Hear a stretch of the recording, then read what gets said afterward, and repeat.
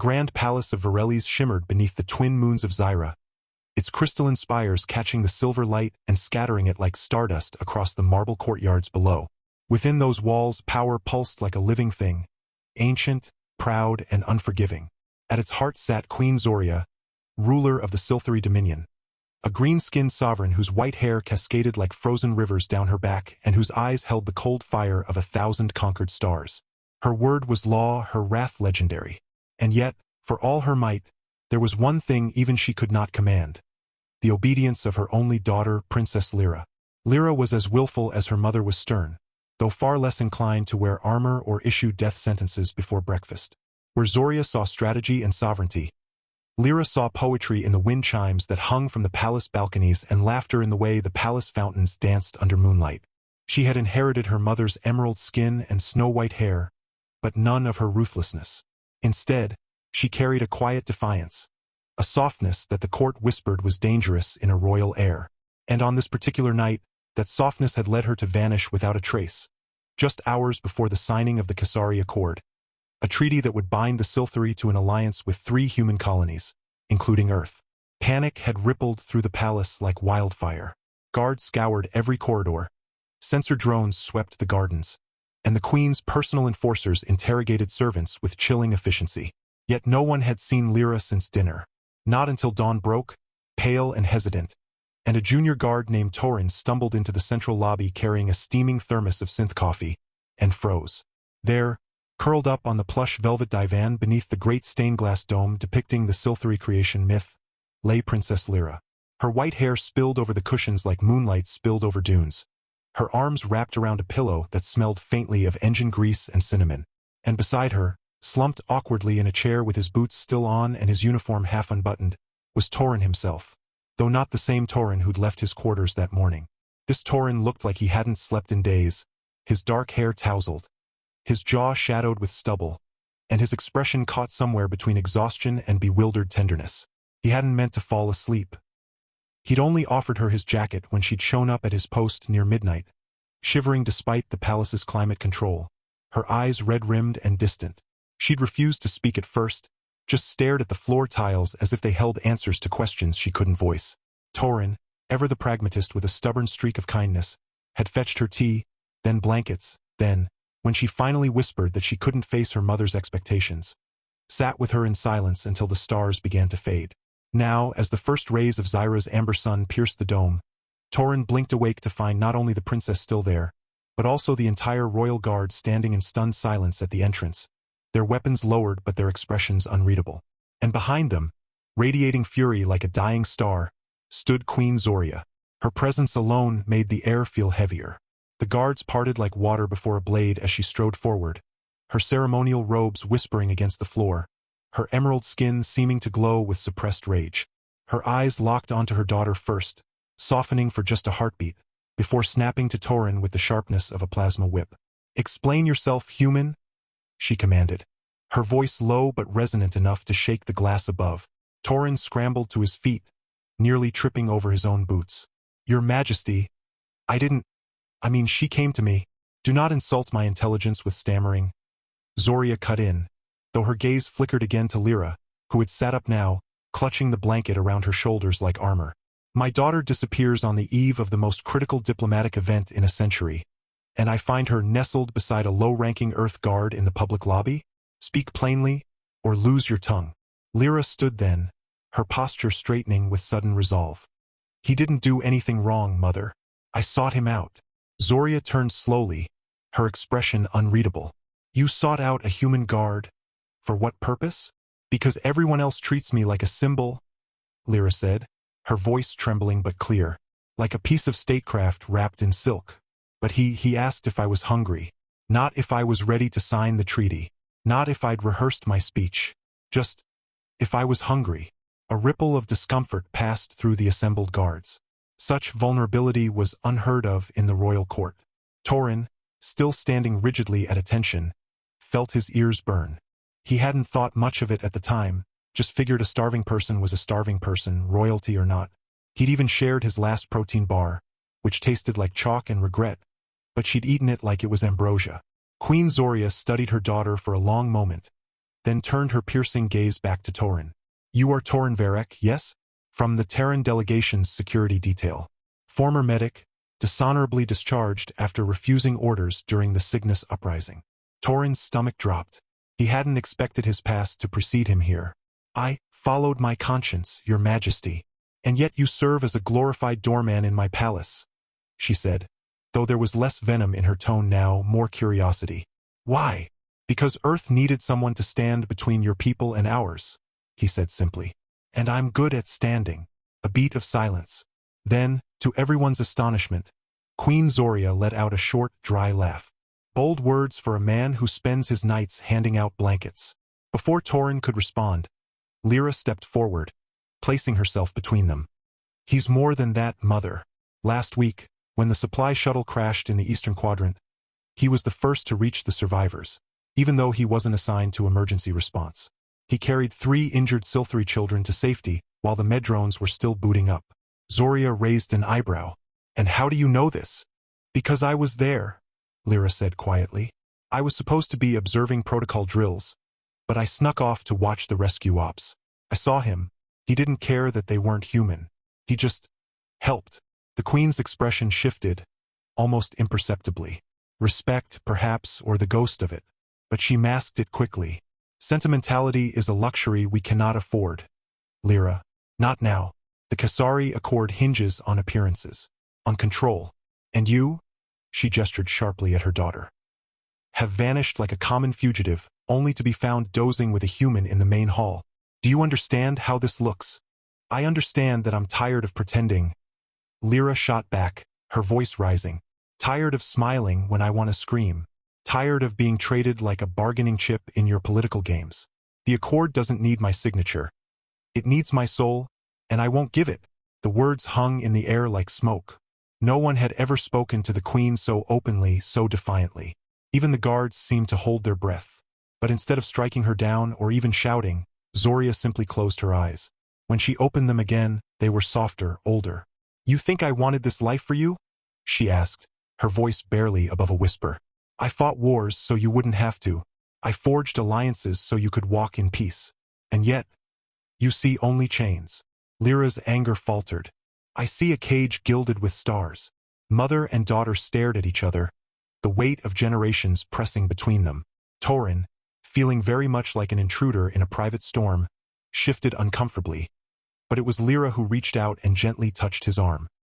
"He didn't trap me, Mother," she said. "He gave me space to breathe. That's all." Zoria exhaled slowly, then turned fully to Torin. "Human, you will accompany us to the treaty chamber. Not as a guard. As a witness." Torin blinked. "Me, your majesty?" "Yes, you," she said, her tone leaving no room for argument. "If my daughter trusts you enough to seek solace in your presence, then perhaps you see something in her that the court has forgotten. And if the Accord is to mean anything, it must be built on truth, not pageantry." Thus began the most surreal morning of Torin's life. He was hustled into a freshly pressed uniform, still slightly too big in the shoulders, given a ceremonial sash he didn't understand, and marched alongside the royal procession toward the Hall of Echoes, where representatives from Earth, the Kasari Hive, and the Silthri Dominion would finalize the treaty. Lyra walked beside him, her earlier fragility replaced by a quiet dignity, though she occasionally glanced at him with a small, grateful smile that made his pulse skip. The hall itself was breathtaking. A vast amphitheater carved from living crystal, its walls humming with ancient resonance fields that amplified every word spoken within. Delegates from all 3 species filled the tiered benches, their faces a mosaic of suspicion, hope, and calculation. At the center table sat Ambassador Rourke of Earth, a grizzled diplomat with a cybernetic eye and a reputation for bluntness. High Matriarch Vex of the Kasari, a towering insectoid whose chitinous plates clicked softly as she breathed. And, of course, Queen Zoria, regal and unreadable. Lyra took her place at her mother's right hand, her posture perfect, her expression serene. But when the formal readings began, the clauses about resource sharing, mutual defense, cultural exchange, Torin noticed her fingers twitching against the arm of her chair. She was holding herself together by sheer will. Halfway through Article 7, which outlined the joint colonization of the Helios expanse, a commotion erupted at the rear entrance. A group of cloaked figures burst in, their faces obscured by hoods woven with anti-scanner thread. Before the guards could react, One of them raised a disruptor rifle and fired, not at the delegates, but at the central resonance node above the treaty table. The crystal shattered with a sound like a dying star, sending shockwaves through the chamber. Alarms blared. Delegates screamed and scattered. Torin, acting on instinct, lunged forward and shoved Lyra behind the heavy obsidian table just as a second blast tore through the air where she'd been standing. "Assassins!" someone shouted. Chaos erupted. Kasari warriors formed a living shield around their matriarch. Earth Marines deployed energy barriers. Silthari guards engaged the intruders with plasma blades flashing like lightning. But Torin wasn't thinking about tactics. He was thinking about Lyra, who was pale but unharmed, her eyes wide with terror. "Stay down," he ordered, scanning the room. "They're not after the treaty. They're after you." "How do you know?" she gasped. "Because they aimed for you the moment you stood up to speak," he said grimly. "This isn't politics. It's personal." As if to confirm his words, one of the assassins broke from the fray and charged directly toward their position, dual vibroblades gleaming. Torin grabbed a fallen guard's shock baton and met the attacker head-on. He wasn't a trained fighter, not like the Palace elite, but he'd survived street brawls on Mars and zero-gravity skirmishes in the belt. He moved with desperate precision, blocking a slash aimed at his throat, twisting to avoid a kick, and driving the baton into the assassin's ribs. The figure crumpled with a choked cry, their hood falling back to reveal another Silthari. Young, green-skinned, white-haired just like Lyra. Her breath caught. "Kaelin." Torin frowned.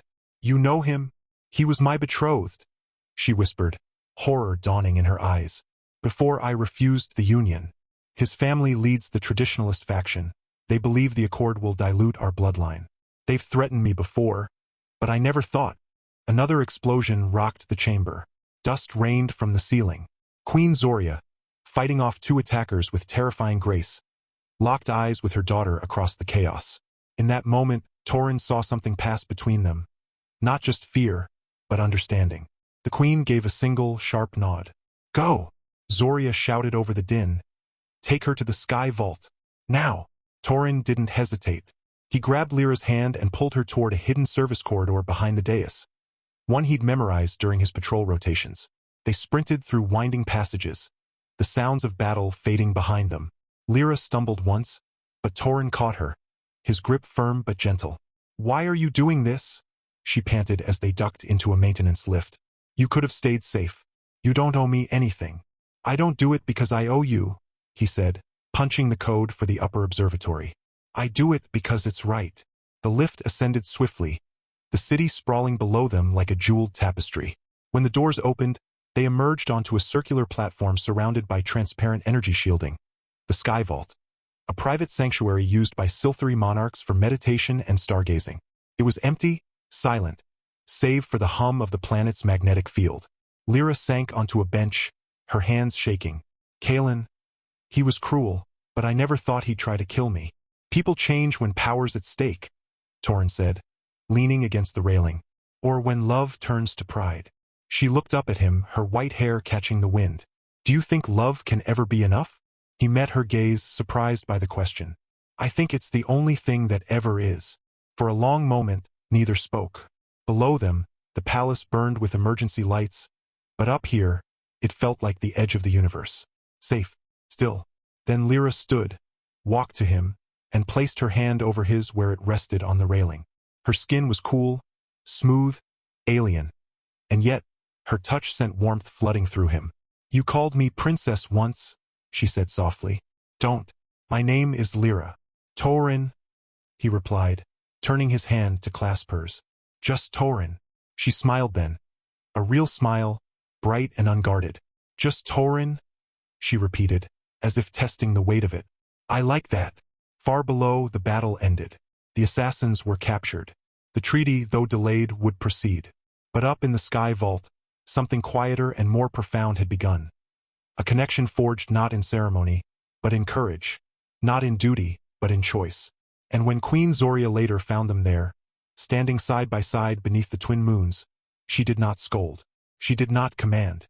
She simply watched her daughter lean into the human's presence like a flower turning toward the sun. And for the first time in decades, the fierce alien queen allowed herself to hope. Because sometimes the future isn't written in treaties or thrones. Sometimes It's written in the quiet spaces between two hearts learning to trust. And in the grand palace of Varelles, where power once ruled without mercy, a new kind of strength was taking root, one that bloomed not from fear, but from the simple, radical act of kindness. In the days that followed, the palace simmered with tension masked by polished surfaces and rehearsed smiles. The assassination attempt was officially declared the work of rogue traditionalists, and Kaelin's family was stripped of titles, their estates seized. But whispers slithered through the corridors like smoke. Some claimed the queen had known of the plot and allowed it to unfold to justify purging dissenters. Others whispered that Lyra's defiance had fractured the royal bloodline beyond repair. Through it all, Torin remained stationed at the eastern gate, though his duties had subtly shifted.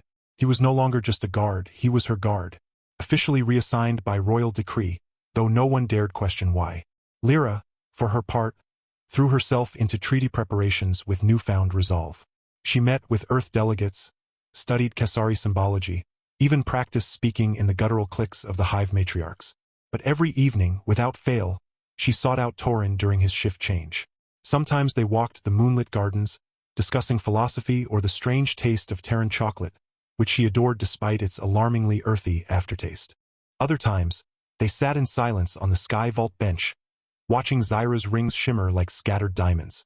Their bond deepened not through grand declarations, but through shared glances, quiet jokes, and the unspoken understanding that each saw the other not as symbol or soldier, but as simply human, or as close to it as two beings from different worlds could be. Then came the night of the Blood Moon Festival. It was a sacred Silthari observance, marking the day their ancestors first harnessed starlight to power their cities. The palace glowed with bioluminescent vines, and nobles wore ceremonial robes woven with living moss that pulsed in time with their heartbeats. Torin, granted rare permission to attend as an honored guest, stood near the edge of the grand atrium, feeling profoundly out of place in his borrowed formal tunic. He watched Lyra move through the crowd like a comet, graceful, radiant, untouchable. She laughed at something a Kesari envoy said, her white hair catching the ambient light, and for a moment, Torin wondered if he'd imagined everything between them. But then she turned, her eyes finding him instantly across the sea of glittering guests. She excused herself and made her way over, her smile softening as she approached. "You look like you'd rather be cleaning plasma rifles," she teased. "Rifles don't judge my posture," he muttered, adjusting his stiff collar. She laughed, a sound like wind chimes in a storm, and looped her arm through his. "Walk with me." They strolled through the Hall of Ancestors, where holographic effigies of past queens watched with silent judgment. Halfway down the corridor, Lyra stopped before a portrait of Queen Vela, the founder of the Dominion. "She married a human," she said quietly. "Not just any human, a Terran engineer who helped rebuild our reactors after the stellar collapse. They had 3 children. The court called it a scandal. History calls it salvation." Torin glanced at her. "Are you suggesting something?" "I'm suggesting that love doesn't care about skin color or species," she said, turning to face him fully. "Only courage." Before he could respond, a sharp chime echoed through the palace, a distress signal. Not from the perimeter but from the royal archives. Torin's training kicked in instantly. "Stay here," he ordered, already moving. But Lyra was faster. "No, that archive holds the original Accord draft. If it's compromised." They raced together through hidden passages, arriving to find the vault door ajar, smoke curling from its hinges. Inside, a lone figure stood over the shattered data core, clutching a crystalline drive. It was Ambassador Rourke, Earth's own representative. "Rourke," Torin breathed, stunned. The ambassador turned, his cybernetic eye glowing red. "Should have stayed a doorman, kid," he sneered. Then he activated a wrist-mounted teleporter. But Lyra was already moving. With a grace that belied her gentle demeanor, she hurled a ceremonial dagger, one she'd concealed in her sleeve, straight at the device. It sparked and fizzled, shorting out. Rourke snarled and lunged, but Torin tackled him mid-stride. They crashed into a shelf of ancient scrolls, ink vials shattering like stars. What followed was a brutal, desperate fight. Rourke wasn't just a diplomat. He was ex-Black Ops, enhanced with neural implants. He moved with terrifying speed, landing a blow that cracked Torin's ribs. But Torin fought dirty, using the environment, knocking over display cases, throwing data slates, even kicking up clouds of archival dust to blind his opponent. Lyra, meanwhile, scrambled for the drive, only to freeze when Rourke pulled a neural disruptor. a weapon banned by every civilized system. One shot, Rourke panted, aiming at Lyra. And your brain turns to soup. Drop the drive. Torin lay bleeding on the floor, vision swimming. But then he saw it, the emergency purge lever behind Rourke, connected to the archive's incineration system. A last resort measure to destroy classified material. He met Lyra's eyes. She understood instantly. As Rourke gloated, Lyra feigned surrender, stepping forward slowly. At the last second, she dropped to her knees and swept his legs. Torin, summoning every ounce of strength, rolled toward the lever and yanked it down. Alarms wailed. Crimson lights flashed. The incineration sequence initiated. 10 seconds to total data annihilation. Rourke howled in rage and fired the disruptor. But Lyra dodged, the beam searing the wall instead. Torin tackled him again, pinning him as the countdown hit 5. Security burst in at 3 seconds. Rourke was dragged away, screaming about Earth's true interests. The drive was recovered, intact. The original Accord draft, saved.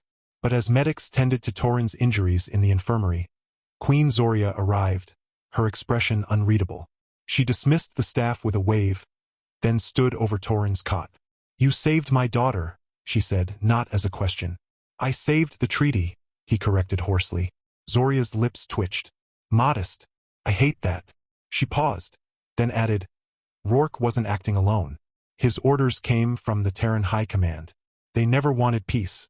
They wanted access to our quantum cores under the guise of alliance." Torin's blood ran cold. "Then the Accord is a lie," Zoria finished. "But now we have proof. And leverage." She turned to leave, then stopped. "You will recover. And when you do, you will stand beside Lyra at the revised signing ceremony. Not as a guard. As her consort." Torin's breath caught. "Consort? Your Majesty, do not insult me by pretending you don't care for her." Zoria cut in, her voice softer now. "I see it. The way she looks at you. The way you look at her. My daughter has spent her life being shaped by duty. For once, let her choose her own path. And if you break her heart, I will feed you to the void whales of Krylos." With that, she left. Torin lay back, stunned, his ribs aching but his heart racing. He hadn't dared hope for this. Yet even as joy flickered within him, doubt crept in. Could a human, a former medic with a dishonorable discharge, ever truly belong in this world of Emerald Queens and Starforged thrones? His answer came that night, when Lyra slipped into the infirmary, her white hair loose, her eyes bright with unshed tears. "You idiot," she whispered, kneeling beside his cot. "You could have died. But I didn't," he said, reaching for her hand. "And neither did you." She squeezed his fingers, then leaned forward until their foreheads touched. "Mother offered you the title of consort," she murmured. "Did you accept?" "I didn't get a choice," he admitted. "But if I had, I'd say yes, in a heartbeat." She pulled back just enough to look into his eyes. "Then say it now. To me. Not to the Queen. To me." Torin swallowed. "Lyra, I choose you. Not because you're a princess. Because you're the bravest, kindest, most infuriatingly stubborn person I've ever met.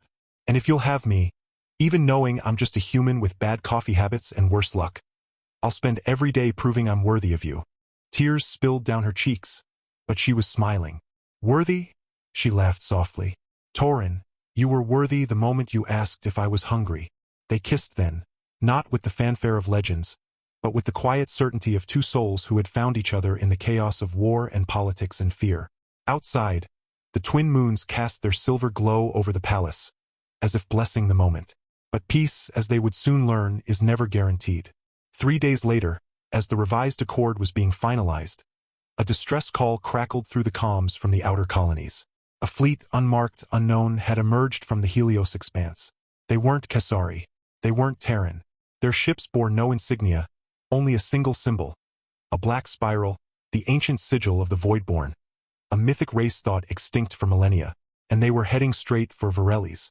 They kissed then, not with the fanfare of legends, but with the quiet certainty of two souls who had found each other in the chaos of war and politics and fear. Outside, the twin moons cast their silver glow over the palace, as if blessing the moment. But peace, as they would soon learn, is never guaranteed. 3 days later, as the revised accord was being finalized, a distress call crackled through the comms from the outer colonies. A fleet, unmarked, unknown, had emerged from the Helios expanse. They weren't Kesari. They weren't Terran. Their ships bore no insignia, only a single symbol. A black spiral, the ancient sigil of the Voidborn. A mythic race thought extinct for millennia, and they were heading straight for Varelles. Queen Zoria convened the War Council immediately. Torin, now officially titled Consort-elect, was permitted to attend. What he heard chilled him to the bone. The Voidborn weren't just returning, they were reclaiming. According to fragmented archives, they had once ruled the galaxy through psychic domination, feeding on the fear of conquered species. The Silthari had driven them into the cosmic rift centuries ago. But now they were back and stronger. Worse still, intelligence suggested they had infiltrated both Earth and Kesari command structures. Rourke's betrayal might have been just the beginning. That night, as Lyra prepared for possible evacuation, Torin found her in the sky vault once more. But this time she wasn't serene. She was packing a satchel with data chips and weapons. "What are you doing?" he asked. "Leaving," she said without looking up. "If the Voidborn take the palace, they'll use me as a psychic anchor to control the Silthari hive mind. I won't let that happen." "You're not going alone," he said firmly. She finally met his gaze. "Torin, this isn't a rescue mission. This is exile. Maybe forever. Then I'll build a home wherever you are," he said simply. "Even if it's a cave on some frozen moon." She stepped into his arms, holding him tightly. "You're impossible. And you're stuck with me," he murmured into her hair. But as they embraced, a shadow moved at the edge of the platform. Torin spun, shoving Lyra behind him, just as a figure emerged from the energy shielding. It was Kaelin, alive, scarred, gaunt, but very much alive. "You always were sentimental," Kaelin spat, his voice raw. "Even now, when your world is ending." "Kaelin," Lyra said, her voice steady despite the tremor in her hands. "You survived." "I was rescued," he said bitterly, "by those who see the truth. The Voidborn aren't conquerors, they're liberators. They'll burn away the lies of diplomacy and hierarchy. You could join us, Lyra. Rule at their side." "Never," she said without hesitation. Kaelin's eyes flicked to Torin. "And you, human? Still playing hero? She'll discard you when the real war begins." Torin stepped forward. "She's already chosen.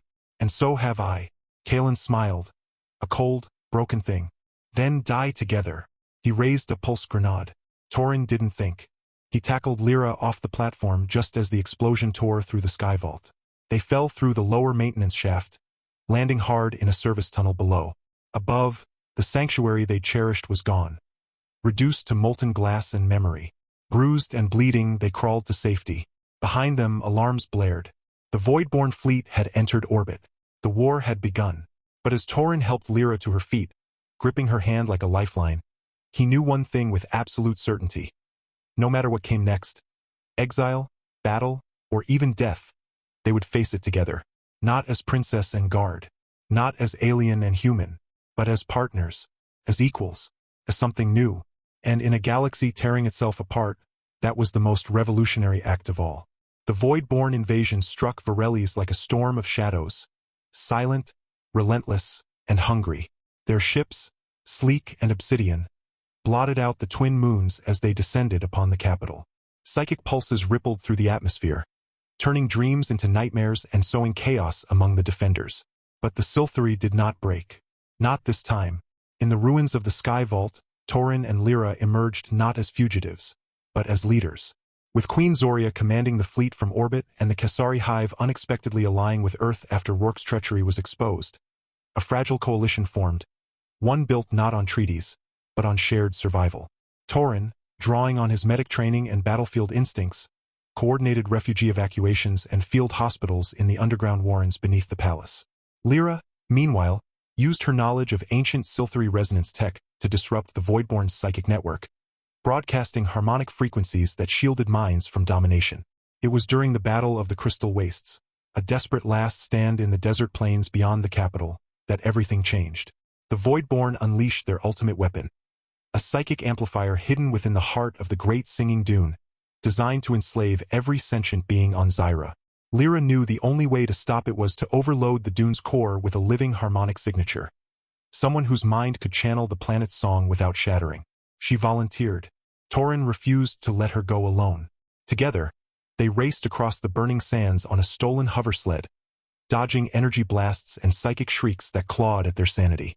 At the dune's base, they found the entrance sealed by a biolock keyed to royal blood. Lyra sliced open her palm without hesitation, pressing it to the stone. The door groaned open. Inside, the chamber pulsed with eerie light. The amplifier loomed like a black heart, tendrils of dark energy writhing around it. Lyra began the chant, her voice weaving through ancient syllables that hadn't been spoken in centuries. But halfway through, the Voidborn commander, a towering figure wreathed in smoke, appeared, blocking the final node. Torin didn't hesitate. He charged, armed only with a plasma knife and sheer desperation. The fight was brutal, uneven. He took blow after blow, his body screaming in protest, but he held on, long enough for Lyra to complete the sequence. As she sang the final note, the dune erupted in light. A wave of pure resonance surged outward, shattering the Voidborn fleet in orbit and collapsing their psychic web. The commander disintegrated into ash. The sky cleared, but Lyra collapsed. Torin caught her before she hit the ground, cradling her as her breath grew shallow. "No," he whispered, tears cutting through the grime on his face. "Not now. Not after all this." Her eyes fluttered open. Did it work?" He kissed her forehead. "You saved everyone." She smiled weakly. "Good. Now, carry me home." He did. Back in the capital, hailed as heroes, they were given quarters in the rebuilt West Wing. No longer guard and princess, but equals in the eyes of all. Queen Zoria, her sternness softened by war and pride, summoned them one evening to the restored throne room, now adorned with Terran olive branches and Kasari silk banners. "The Accord is reborn," she announced. "Not as a contract between powers, but as a covenant between peoples. And you too, you are its living symbol." Then, with a rare smile, she added, "So stop skulking around gardens like guilty children. Marry already." The wedding took place 3 moons later, beneath the very dome where they'd first been found together. Now repaired, its stained glass reforged to include a new panel, a human hand clasped in an emerald one, surrounded by stars. Guests came from every corner of the Alliance. Earth diplomats, Kasari matriarchs, even former enemies who'd laid down arms for peace. Torin wore a tunic woven with silvery silver thread. Lyra's gown shimmered with bioluminescent petals that bloomed with every heartbeat. When they exchanged vows, written not in protocol but in their own words, even the queen wiped her eyes. Afterward, they didn't retreat to some distant villa or lofty tower. They chose a quiet homestead on the edge of the crystal wastes, a place where the wind still carried songs, and the dunes remembered their courage. There, far from thrones and treaties, they built a life. And children came, many of them. First was Kalen, named not for the traitor, but for the word in Old Silthari meaning to rise again. He had his mother's white hair and his father's stubborn chin, and he could fix a hover engine by age 6. Then came Mira, with eyes like twin moons and a laugh that made flowers bloom in winter. Then twins, Soren and Lyra, who argued over star charts and shared a Neuralink pet lizard that glowed when they were happy. Years passed. The Dominion flourished. Humans and Silthari intermarried, built schools, launched joint colonies among the stars. Torin taught survival tactics at the new Academy of Unity. Lyra became an ambassador for cultural exchange, though she always returned home by sunset. Every evening, without fail, they sat on their porch, watching the twin moons rise, their children playing in the garden below. Sometimes, when the wind was just right, it carried the faint chime of the old palace wind bells, now replicated in their yard as a gift from Queen Zoria. One night, as Lyra leaned against Torin's shoulder, her green skin warm under the starlight, she whispered, "Do you ever miss Earth?" He kissed her temple.